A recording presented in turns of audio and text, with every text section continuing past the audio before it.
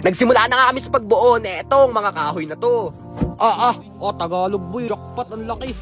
Nagsimula muna kami sa paglinis na itong mga lupa. Wala pa kami eksaktong plano kung ano mangyayari dito. Dalawa kasi yung second option namin. Pag di naging bahay to, uling ang kakalabsan nito. Kaya di na kami nagsayang ng oras, nagsimula na agad kami sa paggawa ng plano. Dito natin bubutasan. Bali, eto yung magiging sukat pre nung magiging unahan. Pagkatapos sa unahan, sinukatan naman namin yung likudan. Pagkatapos, butas uli. Kailangan kasi pre, bawat kanto nito mabutasan na. Para mamaya, gagawa na lang ng panibagong plano. Sa mga oras na to, wala pa talaga kaming idea sa kalalabasan nito. Basta ang target namin ay matapos sa pagbutas ng bawat kanto nito. Pre, kita dito yung Bulkan Taal. Makikita nyo pre, pati yung Bulkan Taal, tanaw namin dito. Maya-maya lang natapos na kami sa paghukay. Bali hanggang tuhod lang pre, yung lalim nito. Pagkatapos, nagsimula na kami sa paglagay nitong haligi. 1, 2, 3. Kailangan talaga sa bawat project may pagkakaisa. Kaya nagsimula na kami sa pagbugsok na itong pangalawang haligi. Excited na kasi kaming matapos to para makita namin yung kalalabasan nito. Bali mga lupa at bato yung ginamit namin sa pagpatibay nito. Pagkatapos namin sa pangalawa, dito na kami sa pangatlo.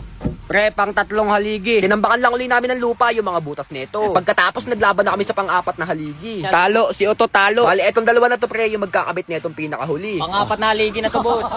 Pagkatapos sa haligi, nagsimula na kami sa pagsuka. Kailangan kasi mapantay lahat to. Kailangan na kasi namin makita yung kalalabasan nito. Para mamaya tuloy-tuloy na. Maya-maya lang kumagat na yung gabi. Kaso inabot tayo ng kamalasan. Pre, naabot na kami ng ulan. Pero di naging hadlang etong ulan na to. Dahil tuloy-tuloy pa din tayo sa pagbigay ng pan-deposit nyo. Basta pagkatapos nyo mag-register, mag-PM lang kayo sa akin pre, tapos isama nyo na yung Gcash nyo. Bali yung link pre, nasa comment section lang. Saktong-sakto dahil nagmamantika na tong ulam natin. Hahaluin lang to saglit, pagkatapos ilalagay na natin yung sili. Pagkatapos yung unang gata naman. Papakuluin lang to pre, pagkatapos ilalagay na natin yung sitaw. Kailangan kasi hindi lang basta Bicol Express to. Kailangan masustansya din to dahil napakadami pa nating activity mamaya. Napakasolid nga ng person natin dito pre, dahil kung makikita nyo, nasa gitna lang ng palayan etong mga sili na ito. Maya-maya lang naluto na ito, kaya nagsimula na agad kami sa pagkain. Pagkatapos kasi nito, didiretso pa kami sa bundok. Hindi talaga kasi pwede na walang pampahindag, lalo na pagkatapos kumain. Ito, alam mo, masarap nito pagkatapos kumain. Alin? Sa gamba. Unang salta pa nga lang namin, eto na agad yung sumalubong sa amin. Nakal masyado, napakalaki pre, promise. Ganda.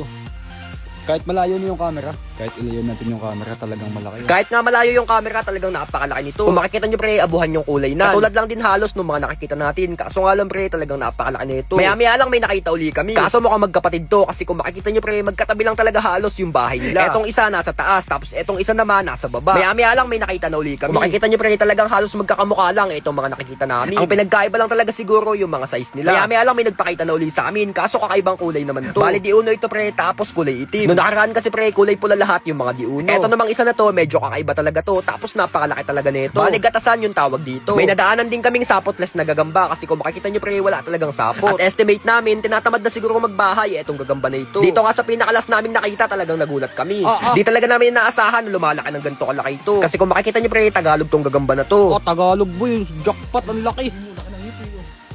Uy, ang laki masyado boy. Talagang eto pa nga lang isa na to, paldo na talaga. Paano pa kaya siguro pag mga tatlong ganto? Paldo. Ang laki yun.